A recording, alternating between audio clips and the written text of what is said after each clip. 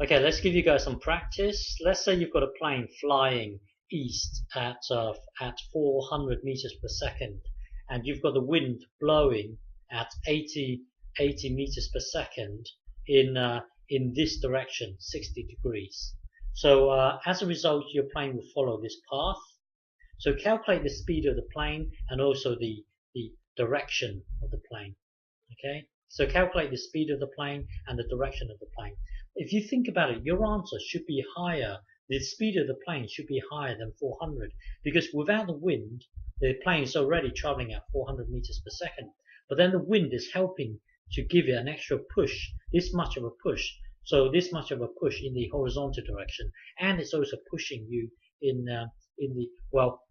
The answer, the speed of the plane should be higher. The answer should be higher than 400 meters per second.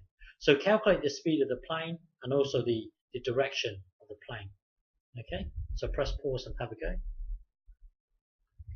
Okay, so try and think in terms of vectors. It will be a lot cleaner if you can think in terms of vectors. So looking at this vector here, let's call it u.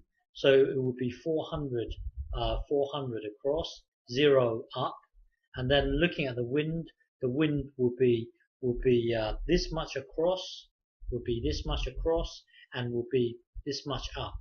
So the result will be u plus v. So that will be this plus this. So this vector here will represent the vector of the plane.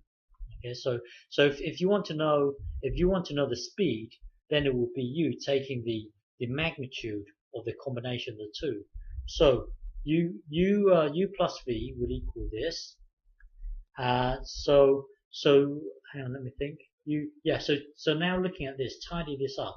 So sine 60. Imagine the triangle where this is 2, 1. So sine would be this. So sine 60 would be root 3 over 2, and then you times 80. Simplify these two. That would be 440 root 3, which would then give you this. So that will then give us this. So because we want the speed, then we've got to use Pythagoras on these two vectors.